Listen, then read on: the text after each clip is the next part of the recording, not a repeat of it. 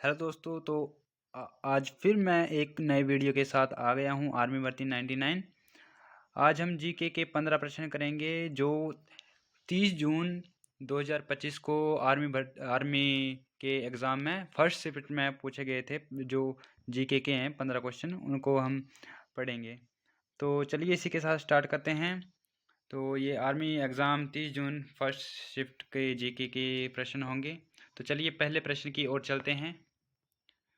तो आपका पहला प्रश्न है, संविधान के किस संशोधन में मतदान की आयु 21 वर्ष से घटकर 18 वर्ष की गई? तो पोल साइंस से आपके काफ़ी क्वेश्चन आ रहे थे। तो आपका पहला ऑप्शन है 61वां संविधान संशोधन, 73वां संविधान संशोधन, 84वां संविधान संशोधन, 62वां संविधान संशोधन। तो आपका सही आंसर हो जाएगा इसी के साथ 61वां संविधान संशोधन। आपका सही आंसर हो जाएगा। तो इसी के साथ चलते हैं अगले प्रश्न की ओर। आपका अगला प्रश्न है इसी के साथ, 2011 की जनगणना के अनुसार सर्वाधिक जनसंख्या घनत्व वाला राज्य कौन सा है?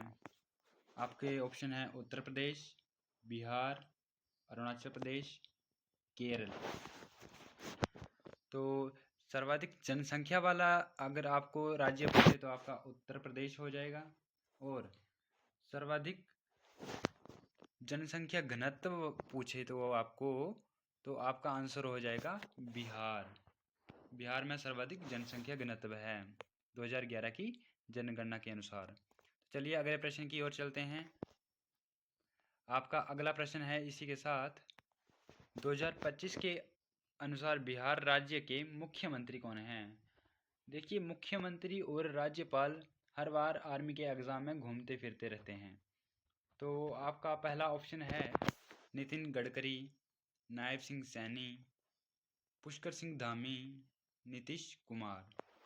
तो आपका इसी के साथ सही आंसर हो जाएगा नीतीश कुमार। आपका सही आंसर हो जाएगा नीतीश कुमार। तो चलिए अगले प्रश्न की ओर चलते हैं इसी के साथ। आपका अगला प्रश्न है, भारतीय वायुसेना की स्थापना कब हुई थी? तो भारतीय वायुसेना की स्थापना 8 अक्टूबर 1932 को हुई थी। 8 अक्टूबर 1932 को भारतीय वायुसेना की स्थापना हुई थी। देखिए, 2025 के एग्ज़ाम में हर एक शिफ्ट में लगभग 3 से 4 प्रश्न भारतीय वायुसेना से पूछे जा रहे थे। तो आपको तीनों सेनाओं, थल सेना, नौसेना व वायुसेना से सभी जानकारी पता होनी चाहिए। तो चलिए अगले प्रश्न की ओर चलते हैं। आपका अगला प्रश्न है कि कथकली नृत्य किस राज्य से संबंधित है? कथकली नृत्य किस राज्य से संबंधित है? तो आपका यह केरल से हो जाएगा। कथकली नृत्य केरल से हो जाएगा। चलिए अगले प्रश्न की ओर चलते हैं। आपका अगला प्रश्न है, निम्नलिखित में से जाकिर हुसैन का संबंध किस से है? क्या जाकिर हुसैन ताल वादक हैं? क्या जाकिर हुसैन तबला वादक हैं? क्या जाकिर हुसैन बांसुरी वादक हैं? क्या जाकिर हुसैन गिटार वादक हैं? तो आपको बताना है कि जाकिर हुसैन का संबंध किस से है।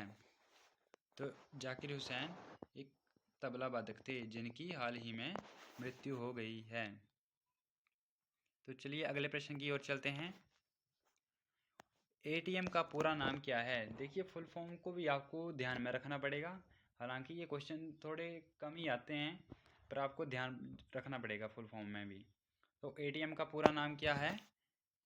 आपका ऑप्शन है automatic teller machinery, automatic teller machine, automatic teller data, automatic automated teller machine. तो आपका इसी के साथ सही आंसर हो जाएगा ऑटोमेटेड टेलर मशीन। आपका डी ऑप्शन सही हो जाएगा। तो चलिए अगले प्रश्न की ओर चलते हैं। आज का आपका 8वां प्रश्न है, वर्तमान 2025 में नीति आयोग के अध्यक्ष कौन हैं? तो नीति आयोग के अध्यक्ष आपके कौन हैं? नरेंद्र मोदी। आपके नरेंद्र मोदी नीति आयोग के अध्यक्ष हैं। देखिए, पहले इसे योजना आयोग बोलते थे। ये देश के प्रथम प्रधानमंत्री जवाहरलाल नेहरू ने इसे शुरू किया था और 2014 में इसे नीति आयोग का नाम दिया गया। तो बाकी आप देखेंगे कि नरेंद्र मोदी आपका ये आंसर हो गया। बाकी आप देखेंगे अमित शाह जो कि हैं वर्तमान में गृह मंत्री हैं, और सुब्रमण्यम जयशंकर वर्तमान में विदेश मंत्री हैं। और अगले प्रश्न की ओर चलते हैं। इसी के साथ आपका अगला प्रश्न है, राष्ट्रीय युवा दिवस कब मनाया जाता है? तो आपका राष्ट्रीय युवा दिवस 12 जनवरी को मनाया जाता है और अंतर्राष्ट्रीय युवा दिवस 12 अगस्त को मनाया जाता है। आपका राष्ट्रीय युवा दिवस 12 जनवरी को मनाया जाता है। तो चलिए अगले प्रश्न की ओर चलते हैं। आपका अगला प्रश्न है, कारगिल युद्ध में वायुसेना ने कौन सा ऑपरेशन चलाया था? देखिए, जो कारगिल युद्ध हुआ था तो उसमें भारतीय वायुसेना ने कौन सा ऑपरेशन चलाया था? क्या ऑपरेशन युद्ध, क्या ऑपरेशन सिंदूर, या ऑपरेशन सफ़ेद सागर, या ऑपरेशन विजय? तो आपका सही आंसर हो जाएगा ऑपरेशन सफ़ेद सागर। सफ़ेद सागर आपका सही आंसर हो जाएगा। चलिए अगले प्रश्न की ओर चलते हैं। वर्तमान 2025 में IOC के अध्यक्ष कौन हैं? यानी कि अंतर्राष्ट्रीय ओलंपिक समिति। अंतर्राष्ट्रीय ओलंपिक समिति के वर्तमान में अध्यक्ष कौन हैं? Christie Coventry. क्रिस्टी कोवेंट्री आपके वर्तमान में अंतर्राष्ट्रीय ओलंपिक समिति के अध्यक्ष हैं। तो चलिए अगले प्रश्न की ओर चलते हैं। आपका अगला प्रश्न है, अर्जुन पुरस्कार किस क्षेत्र में दिया जाता है? आपका अगला प्रश्न है, अर्जुन पुरस्कार किस क्षेत्र में दिया जाता है? खेल, साहित्य, कला, विज्ञान? तो देखिए, जो अर्जुन पुरस्कार है विशेष खिलाड़ियों को दिया जाता है। तो खिलाड़ी किस में आते हैं? खिलाड़ी खेल में ही आ सकते हैं। तो इसका आंसर हो जाएगा खेल। तो चलिए अगले प्रश्न की ओर चलते हैं। आपका अगला प्रश्न है, अमेरिका के उपराष्ट्रपति कौन है 2025 के अनुसार? King John, Donald Trump, JD base, Putin? तो आपका सही आंसर हो जाएगा जेडी बेस।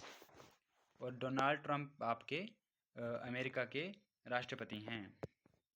तो चलिए अगले प्रश्न की ओर चलते हैं।